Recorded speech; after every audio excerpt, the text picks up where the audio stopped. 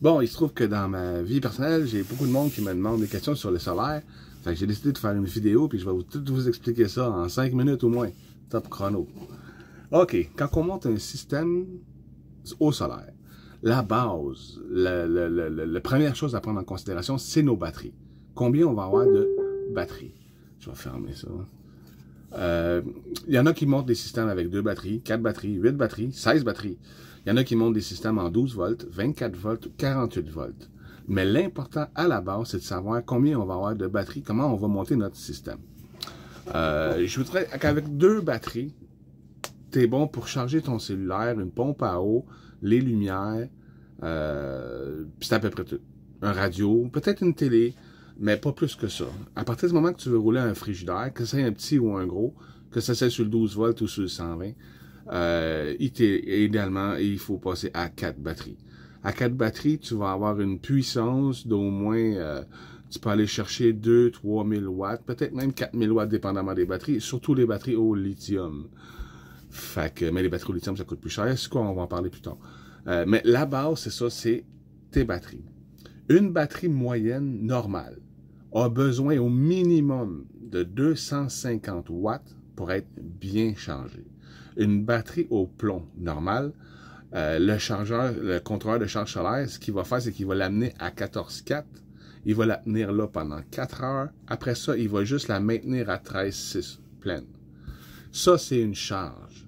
Si ta batterie fait juste monter à 14,4, puis là, tu commences déjà à la redescendre, elle n'a pas fait son 4 heures de charge comme il faut, tu vas te rendre compte que ta batterie va descendre beaucoup plus vite dans la nuit, tu sais. Puis si elle fait juste monter à 13,6, elle va redescendre beaucoup plus vite, puis elle va crasher, elle va durer 3 ans au lieu de durer 5 ans.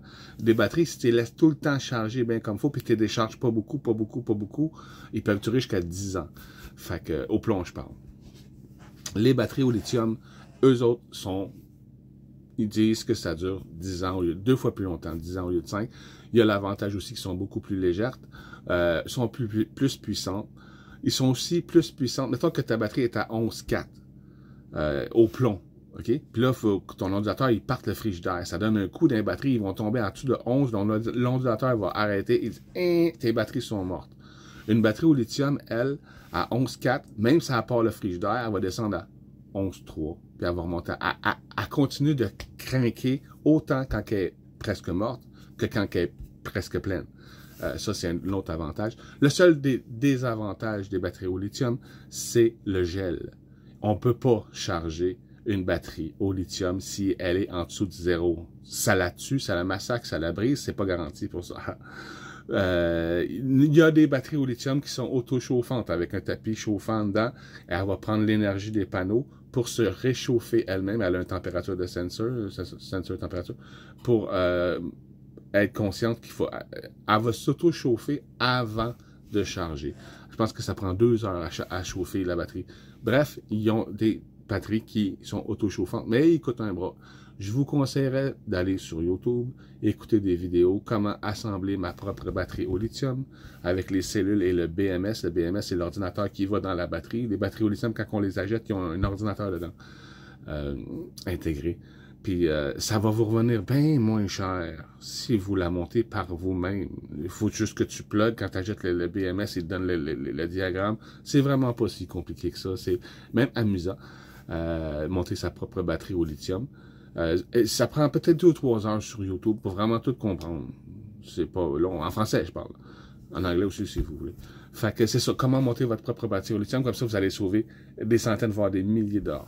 Bon, à partir du moment que vous savez combien de batteries vous avez, mettons que tu en as 2, ça te prend 500 watts minimum. Mais ça, c'est la charge lente et minimum. Il faut prendre en considération que si tu consommes pendant que tu charges, il y a moins de charge. C'est ça. Fait qu'il faut que tu conçoives la charge plus que ce que tu consommes. Mais là, je vais faire un exemple aujourd'hui juste avec la charge. 2 batteries, 500 watts. 500 watts, 2 panneaux de 250. 2 panneaux de 250 watts, ça donne 10 ampères à peu près, 60-80 volts. Ça prend un contrôleur de charge qui prend 100 volts, qui prend au moins... Les plus petits, je pense qu'ils font 20 ampères de nos jours. Un MPPT. pas un PWM. Il y a deux sortes de contrôleurs solaires. Les PWM qui coûtent 20-30$, c'est pas bon. Les MPPT, c'est important, c'est vos batteries, c'est ce qui coûte le plus cher. Les MPPT, les autres, ils vont prendre soin de vos batteries beaucoup mieux. Oh, j'ai déjà passé 5 minutes. Bon, les MPPT vont prendre vraiment plus soin des batteries. Ils vont faire ce que je dis, 14-4 pendant 4 heures, après ça 13-6. Un PWM, un petit chargeur cheap, lui, il monte à 14-4, puis il la tient là tout le temps. S'il fait beau pendant 12 heures, il va la tenir à 14-4 pendant 12 heures, c'est qu'il va faire surchauffer la batterie. C'est vraiment pas bon. À long terme, là, vraiment pas. MPPT, ça coûte un peu plus cher, mais ça va durer beaucoup plus longtemps. Ça va être mieux pour les batteries. Ils font l'équalisation aussi. Il y a une marque que je recommande, c'est Victron. Victron, c'est beau, bon, pas cher. Ça charge aussi le lithium, c'est programmable. Il n'y a pas d'écran, c'est ton cellulaire, ça marche en Bluetooth. En tout cas, bref, il y a plein d'options, il faut voir. Donc, c'est ça. 2 batteries, 500 watts, 2 panneaux, un contrôleur de 100 volts, 20 ampères. Bon, ça monte un petit système. C'est bon d'avoir une petite fuse à gauche et à droite, là, de sécurité. Entre les panneaux puis le contrôleur de charge, ça prend un breaker. C'est bien de pouvoir fermer nos panneaux pour différentes raisons.